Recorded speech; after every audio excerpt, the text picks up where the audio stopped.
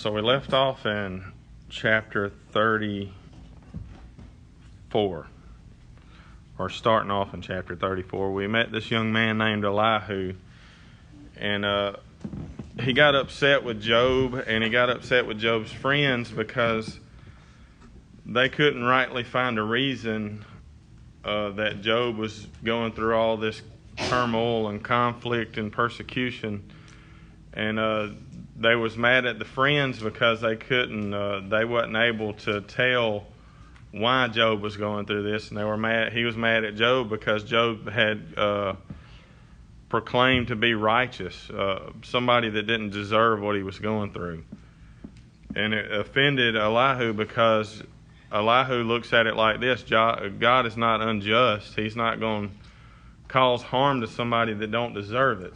And you're saying, I don't deserve what I'm getting. That means you're calling God unjust, and pretty much is where he's going with this.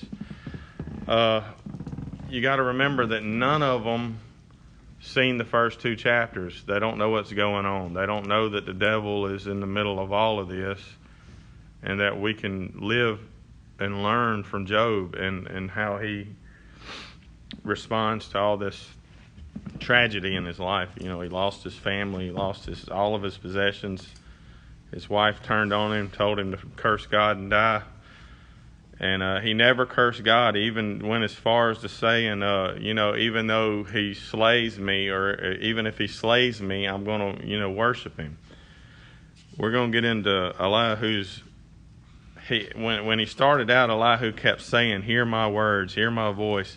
The last two chapters, it was like, "Listen to me, hear me, just listen to what I'm saying." It was pretty much just repetitively saying, "Hey, listen to me." And we're going to see a lot more of that still in 34. 34, verse 1. Furthermore, Elihu answered and said, "Hear my words, O ye wise men, and give ear unto me, ye that have knowledge." And I'm assuming there was more people there than just the wise guys that were there with him talking to Job. So he's like, if you've got knowledge, hey, listen to me. Or if you want to know knowledge about God, or if you have any knowledge about God, listen to me. Verse 3, "For the ear trieth words as the mouth tasteth meat." It's simply just saying, just like you're able to taste something and discern whether it's good or bad or bitter or sweet, your ear has a way of trying words. When somebody says something and it sounds right, you'll agree with them, or if it don't sound right, you'll disagree with them. He's saying, hey, it's just like that. Your ears can try words just like your mouth can taste meat or can discern food. It's better translated probably. Verse 4, "Let us choose to us judgment. Let us know among ourselves what is good." He's like, and he's setting it up. He wants you to listen to him because he's going to say, what sounds better? Does Job sound better saying that he's righteous, or does it sound better what I'm fixing to say? Discern all this stuff for yourself. Listen to it. And this is what he's going to say. "For Job has said," this is verse 5, "I am righteous, and God hath taken away my judgment. Should I lie against my right? My wound is incurable without transgressions." And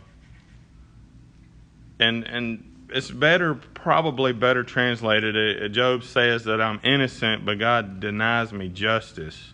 It's one of the other translations. And if you look at it like that, it goes back to what I just said. It's saying, hey, God's not just in what he's doing. And that's how Elihu hears it. And he says, if different translation, and this is verse 6, he says, "Although I am right, I am considered a liar. Although I am guiltless," and it adds to it, "his arrow inflicts an incurable wound." And it did say that in some of the earlier chapters, that God has wounded him with arrows. 7, "What man is like Job, who drinketh up scorn like water? which goeth in company with workers of iniquity, and walk with wicked men. Okay, so I don't know where this is coming from, but God never, Job never said that he walked with wicked men. And if you see it at the very front, God said that Job was an upright and a just man, the most just and upright man in the world, in the land at the time. So where Elihu got this from, I have no idea. One of the other translations says he keeps company with evil doers and associates himself with the wicked. And he never, I can say I've read the whole thing. He never says that I hang out with evil people. He never did say that. So Elihu has taken some of the things Job said out of context and kind of added it to it. Have we ever seen anybody do that before? Trying to justify what he's trying to say to everybody, or trying to make Job look bad, or trying to say this is why Job's going through this. Everything they kind of said he did or didn't do, they assumed it was because he did something wrong or wasn't a good man. So saying he must have stayed around the wrong crowd of people. Yep. He's insinuating is what he's doing. This is why you're going through this, Job. You're hanging out with the wrong folks. And there's a lot of truth to this, but what he says is entirely true. It just is not true concerning Job, because he's an upright and a just man. Even God said that. So if what he's saying is true, that means the people we hang around with can, they say if you lay down with a dog, you'll get fleas. Except for my dogs, she don't have fleas most of the time.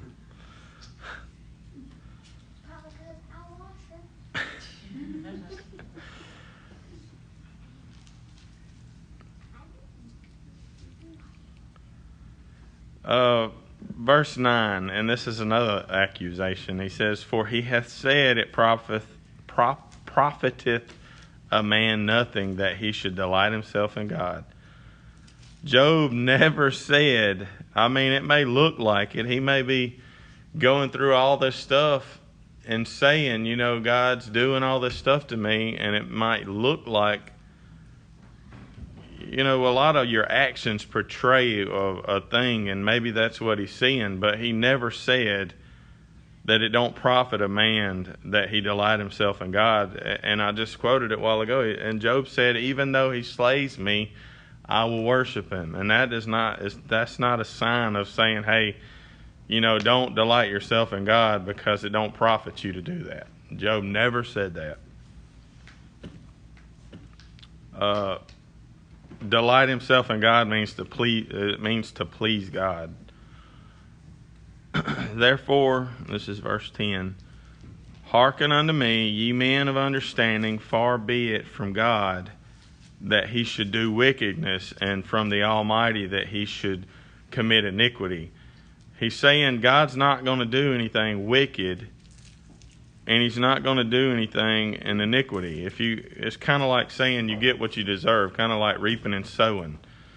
You reap what you sow, but you also see those instances where people reap a whole lot more than they're sowing. People living high on the hog and ain't never been in church, never looked at God, not one time, never, you know what I'm saying? They just do evil stuff and cheat and steal, and they got money on top of money, and they're blessed. So there's a lot to be said about reaping and sowing. You reap what you sow. And you got to look at a big picture when you talk about reaping and sowing. Not all the time you reap what you sow on earth. Sometimes you have to go to big picture. If you've lived like hell your entire life, at the very end, when you get at heaven's gate, everybody makes that, the little St. Peter at the gates of heaven or whatever. He's going to look at you and say, buddy, your name ain't on the thing. That's what they're talking about, reaping what you sow. If you've lived like hell your whole life, you're not going to get into heaven.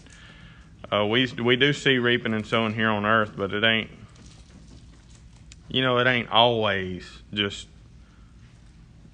reaping and sowing. You reap what you sow.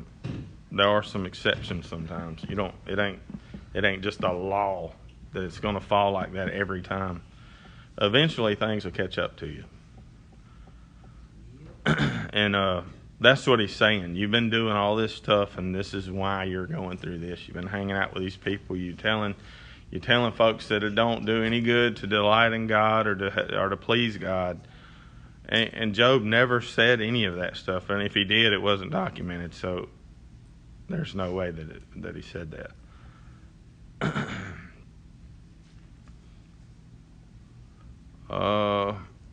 11, for the work of a man shall he render unto him, and cause every man to find according to his way. It's kind of like saying he repays everyone for what they have done. That's what I just talked about, the reaping and sowing. And he always gives people what they deserve. If you've done wickedly, you deserve wicked. 12, surely God will not do wickedly, neither will the Almighty pervert judgment. Did I already read that? 13, who hath given him a charge over the earth? This is a question. Who gave God the charge over the earth? He's making this as God appointed himself. There wasn't somebody that appointed God charge over the earth. God is the Almighty. There's one God. He's the one that created it all. There's nobody higher than him. That's kind of the point of the question. What are them questions called when you're looking to make a point with a question? Is it rhetorical? Maybe. Maybe. The other half of 13. Who hath disposed the whole world? And that kind of means who put him in charge of the whole world. It wasn't somebody that's higher than God. Is what he's kind of pointing out. 14, if he set his heart upon man, if he gathered his spirit and his breath, all flesh shall perish together, and man shall turn again into dust. Jeez. And I believe that's a true statement. If God took his breath, we draw in our first breath, and when we die, we breathe out our last breath. If God took that breath from us, he's saying he's drawing out his breath and turned his back on us, all of us would turn back to dirt. We would all just die. And that's what Elihu's saying. He's got that kind of power. That's crazy to think about. But 16, if now thou hast understanding, hear this, hearken to my voice of my words. That's his hymn. I don't know why he keeps doing this. I keep having to remind myself this is a poetic kind of literature, and the poetry is like always saying the same thing over and over and over as part of the poetry. So maybe that's why it's saying that a lot. And I have to tell myself that because it drives me crazy. If now thou hast understanding, this is 16, hear this, hearken unto my voice and my words. 17, shall even he that hateth right govern, and will thou command him that is most just. It kind of means can someone who hates justice govern? No, if you got somebody that's crooked, they are a terrible governor. And what he's saying here is he's saying God is the perfect judge. He's not crooked. If he hated justice, he wouldn't be a good governor. Or if he wasn't just, it would be a terrible governor, and he's not. He's a perfect judge. He's a perfect governor. The second part of that, who wilt thou condemn him that is most just? Will he condemn somebody that is just? Is kind of what he's saying. And that, you're thinking, will he condemn somebody that's just? If you went into a courtroom and you hadn't done anything wrong, and they give you life in prison for not doing anything wrong, would God do that? No, that's what he's trying to point out. God's not unjust on what he does. There's something going on here that Job has done. But like I said before, Job, Elihu don't know the whole story like we do.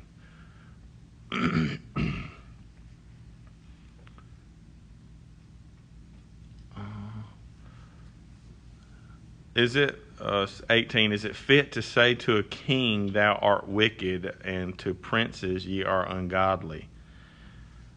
Again, he's talking about, is it fit to say to God that you're not just, or you're a wicked God, or you're ungodly God? Is kind of what he's saying here. You can't. Is it fit to say that? No, it's not. It's not fit. Have you ever thought that God was unjust in what He was doing? I have. I ain't gonna lie to you. I was like, what? Man, for the longest time, I didn't believe that there was a God because some of the stuff that I went through. If there was a God up there, He would never have done this to me. And then I got saved, and then I started reading, and I started learning, and I look at stuff like Romans 8:28, that God uses all things for His glory according to those that are called. And I'm like, whoa. I look at some of the tragedies that's happened in my life, and I'm like, well, if that stuff hadn't happened, where would I be at now? And you got to think about why things happen and why they do what they do. You got to try to look at the bigger picture. Getting back on track.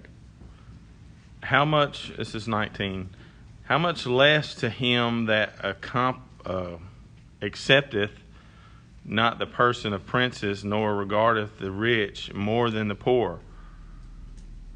And he's still talking about God here. He's saying that God shows no partiality to princes, or He don't favor somebody just because they're rich or poor.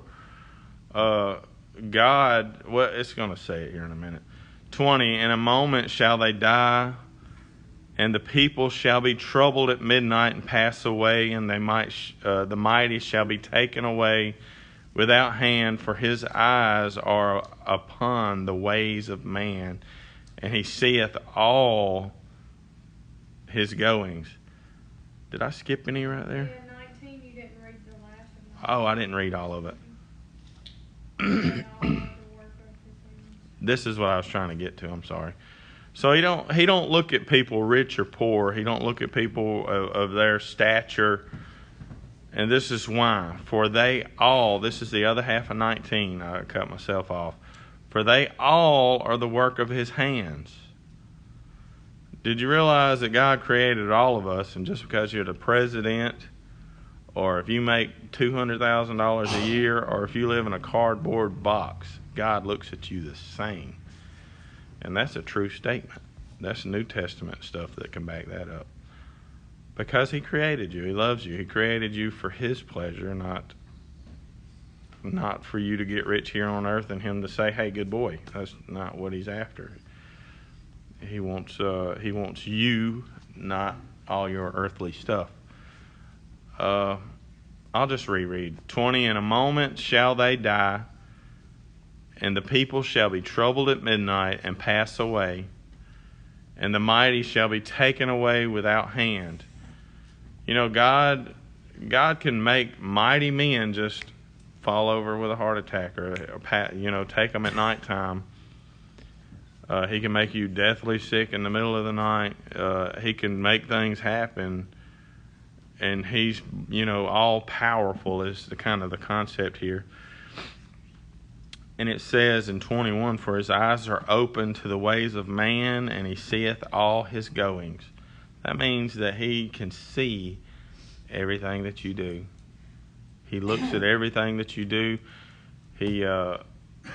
Even Job said this, that He counts my footsteps. That means He's watched every footstep that I've ever made. In 22 kind of is a real good one. There is no darkness nor shadow of death where the workers of iniquity may hide themselves. There's so many things to be said about that. It don't matter where you do what you're doing. If you're not doing what you're supposed to be doing, God sees it. Don't matter if it's in the dark It don't matter if it's in your closet at home, in your car, going down the interstate. Nobody else knows what you're doing. Guess what? God sees it. He says there's no darkness nor shadow of death where the workers of iniquity may hide themselves. Mine puts it real simple. It says, no darkness is thick enough to hide the wicked from his eyes. What translation is that? New Living? No, Life Application Study Bible. New Living. Yeah, I like the New Living. It's not word for word, but it does. They do pretty good at thought for thought.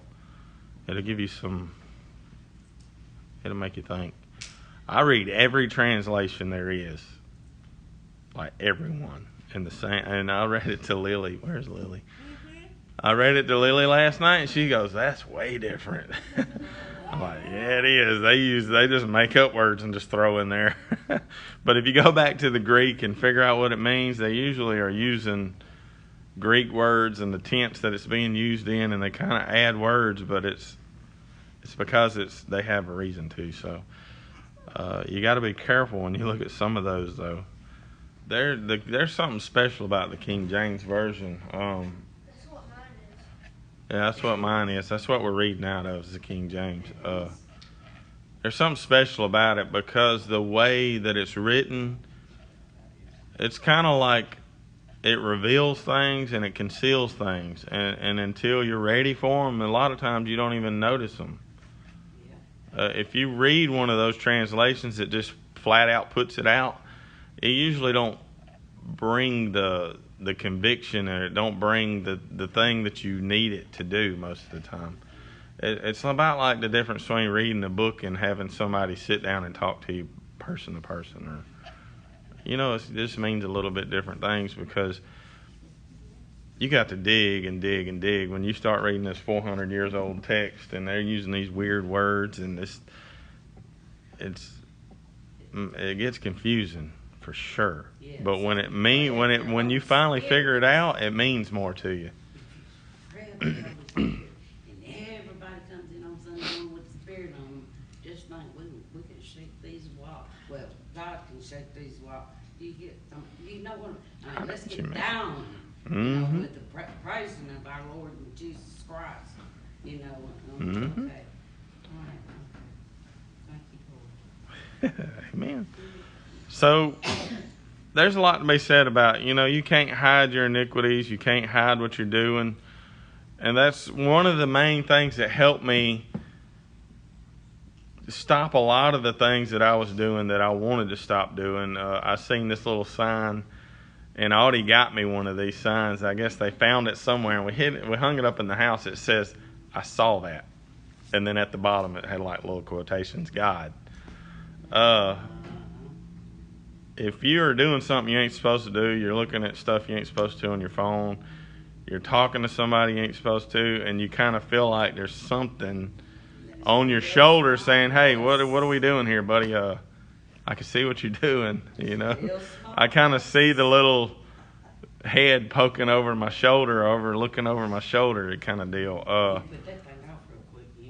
Yeah, and then you read stuff like this, and like even if you're by yourself and nobody else is around, God can see it, and there's gonna be a price to pay for it. It takes a long time to you know what I mean? That's not a light switch kind of a thing. That's a progressive. It's you got to work up to that. There is no darkness in the shadow of death. 23, for he will not lay upon man more than right, that he should enter into judgment with God. He is not going to examine you. He's not going to. It's kind of hard to explain. This different translation says God has no need to examine people further, that they should come before him for judgment. For he will not lay upon man more than right. He's not going to make up accusations against you, I guess is what it's saying. He's not going to. What you think? He's gonna you're gonna have a rightful judgment. Is what that means. The thing he's talking about there when Job said he wanted to go before God for his judgment to speak his people. And what he's talking about there is, that God don't need to come to court to evaluate a person. Yeah. That's what he's talking about there, is you don't have to go before God for the judgment, because you're going to get that when you die. Yeah. And see, mine talks about time. It says we don't set the time when we will come before God at judgment. That's when you Yeah. die. That's 23.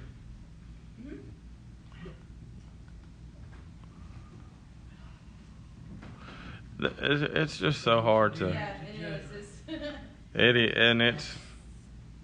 It's crazy. 24. He shall break in pieces mighty men without number, and set others in their stead.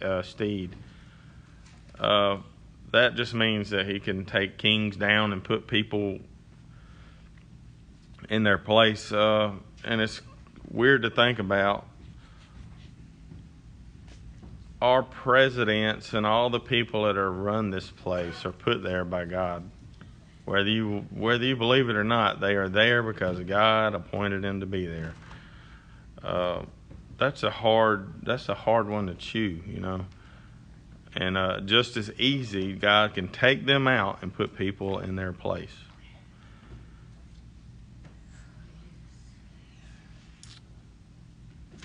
There he knoweth.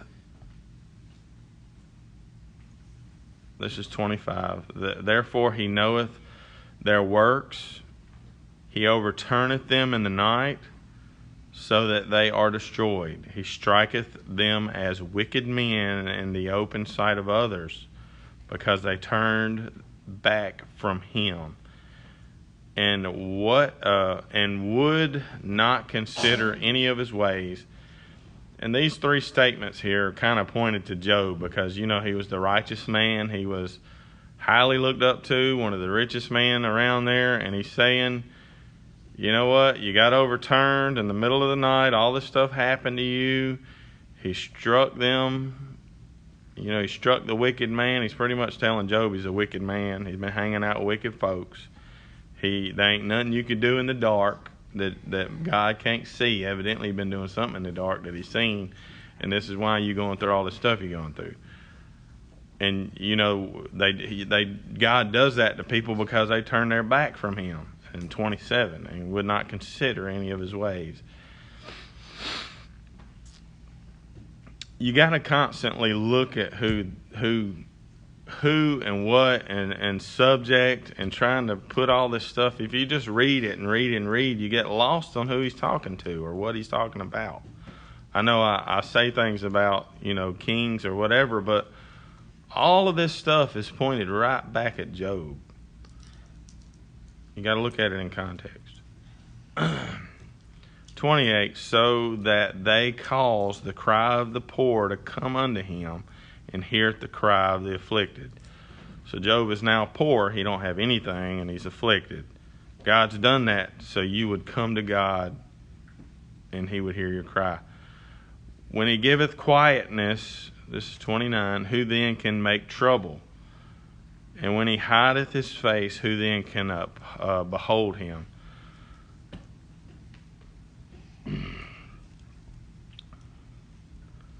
If God hides his face, who could see him? If Job tries to hide his face, who could see him?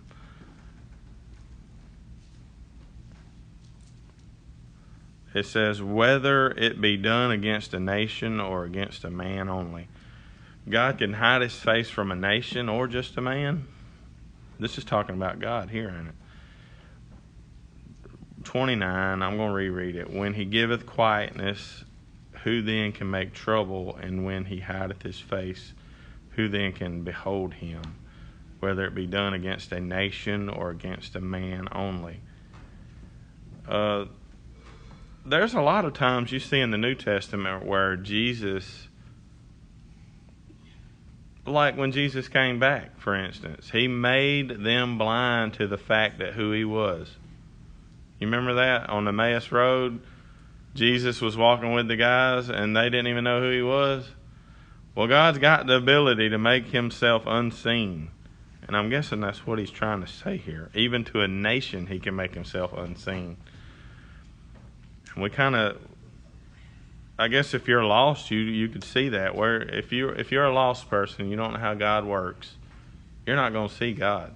You can look at this world, all the death, all the stuff, the raping and the pillaging and the drugs and all this stuff, and you'd be like, where's God at? You can make himself unseen.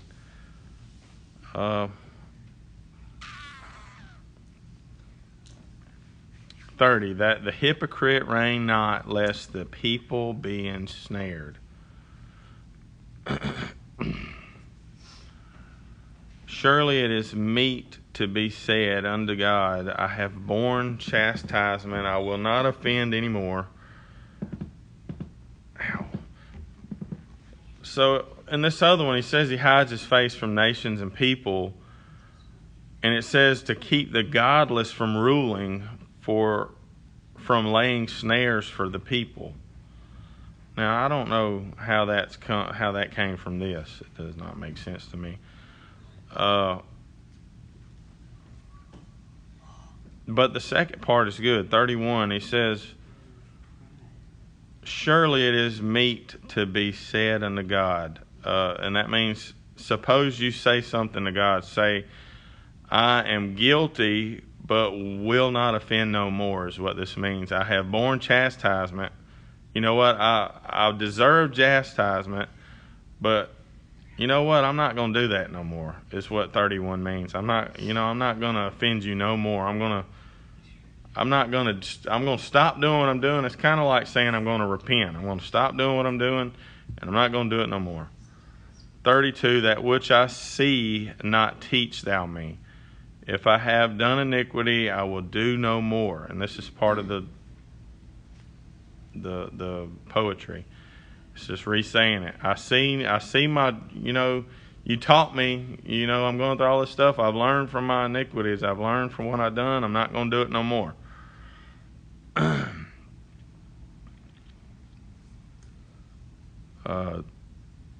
33, should it be according to thy mind, he will recompensate it, whether thou refuse or whether thou choose, and not I, therefore speak what thou knowest.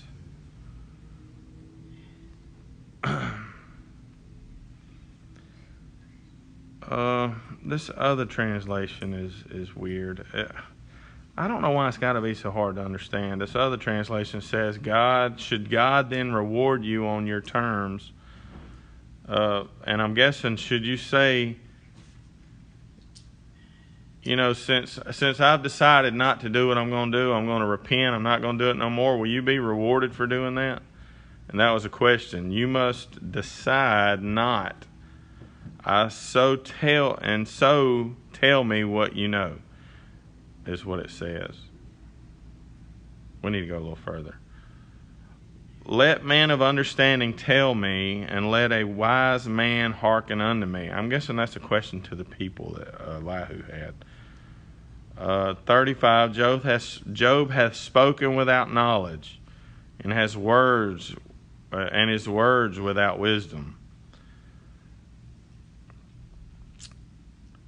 And that's not entirely true. Job has got a lot of wisdom and a lot of knowledge. If y'all hadn't read from like chapter 4 all the way to like chapter 30, you need to read it. Job says a lot of good stuff in between all this argument with Elihu, Eliphaz, and Zophar. He's pretty much mocking him there, I guess. Yeah. You're so wise, why don't you tell us? Yeah, he's been mocking him the whole time. He's rough. It's like the pride of giving up the pride. And Zophar's a young man. I mean, Elihu's a young man too. He's not old like the other guys, if y'all seen that. He said Job has spoken without knowledge and without wisdom. And then he goes on to say in 36, my desire is that Job may be tried unto the end because of his answers for wicked men. Or it's like he answered like a wicked man is kind of what that means. Now, I don't know. I can't put my feet in Job's shoes, but there's a lot of stuff that I could say that Job did not say when he had lost everything that he had, went through all this stuff, these bulls. There ain't no telling when the last time he ate. And, he's begging for death. But there's a lot of stuff that Elihu said right here that Job did not say. He didn't tell the people that it don't do no good to, delight in God. That's not one of the things he said. But he's saying he's saying my desire is that Job be tried unto the end. Because he answered like a wicked man. He's saying that Job ain't spoke with knowledge. He wants him to, be tested until the end. And it says in 37, for he added rebellion unto his sin. Now he's calling a rebel. He's rebelled against God. And he clappeth his hands among us and multiplies words against God. When you hear this clap in your hands, that don't mean an applause. Have you ever been trying to talk and somebody just start clapping like real loud, like, oh yeah, whatever? That's kind of, he's saying that Job's clapping his hands in front of them and being rebellious to God and to their advice to Job. And could you believe that you've went through life and you hadn't really done any sin, like an outward sin, and the sins that you did commit, you repented from, and you done all this sacrificing, and it said he was sacrificing animals even just in case his kids were sinning. He was a very holy, spiritual type of person, and these guys just come up and tell him he's a sinner. That's why you're going through all this stuff. And then that's like almost as hard as losing everybody. You got your best friends telling you a sinner. It's because you ain't living right. It's terrible. And now you got this young guy that's done come up in here saying you're a rebel and you've done something in the dark that God's seen, and pretty much the same accusations the other guys had. And Elihu's mad at everybody because Job ain't confessed, and the other three friends don't know why Job's going through this. But we all know why he's going through this. The devil. Yes. It's to prove a point to the devil. That really is. I'd hate to know that I was going through all this stuff just to prove a point to the devil. You know what I mean? For no reason. But it is for a reason. It's for God to show Satan. For God to let Satan know that I do have a true believer in there. Yeah. That will be there to the end. He's not going to turn his back on me. Well, you look at this too. You could see people in their life go through things, and then they take it in stride and be happy about the stuff they're going through, and other people see them doing that. Yeah. Now, that's a powerful in itself. Yes. You lose a child and you go through in stride and you keep going to church and you put on a smile and you take it and you know that you're going to see him again, and you have a peace about it.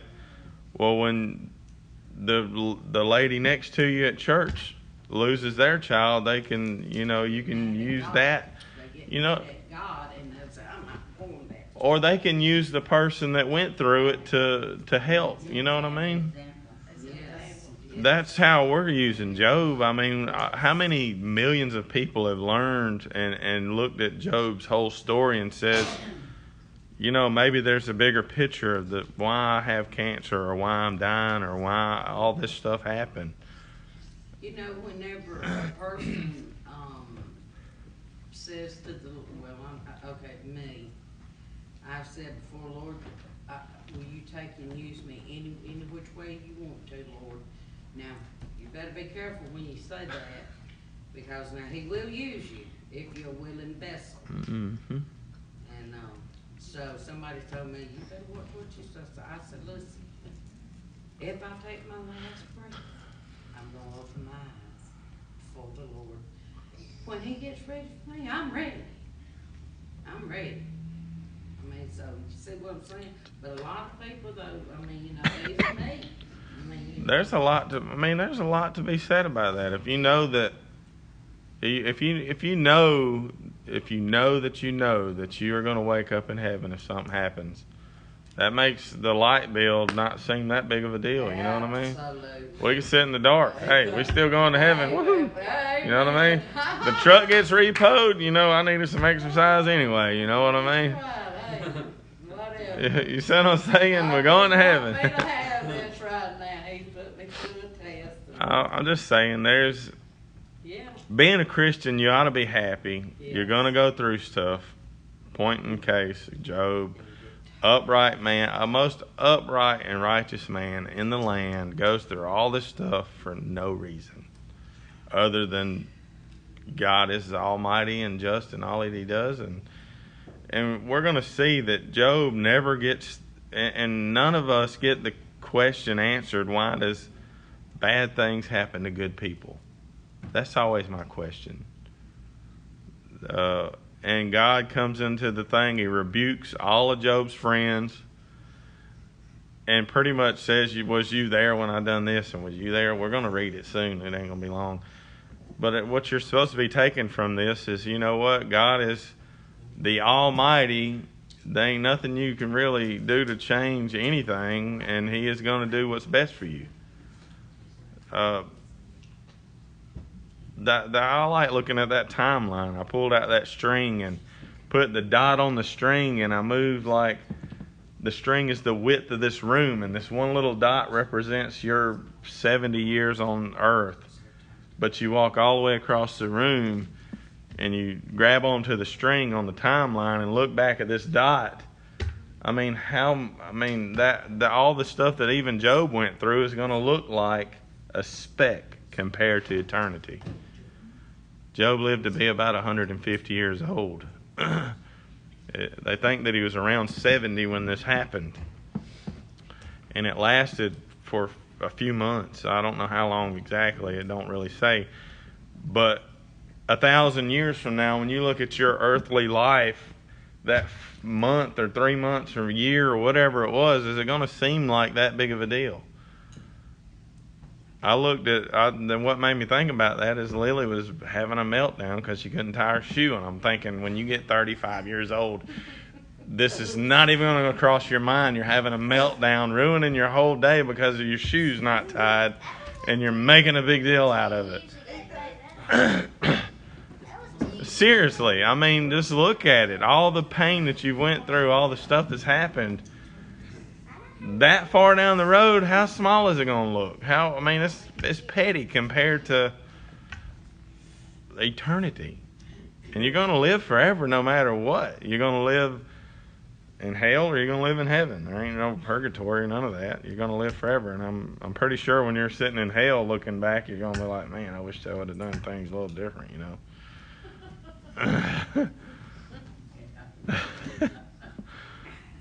I let that person, passing on, or I let that untied shoelace send me right to hell, And I use that, sometimes tragedy will turn you away from God, is what I'm trying to say. For the longest time, I was on a highway to hell because of things that happened to me in my life. And I turned my back on God. And if I would have died in between there, I would have been in hell. And I've done a lot of stuff that could have got me there. You know what I mean? Does that make sense?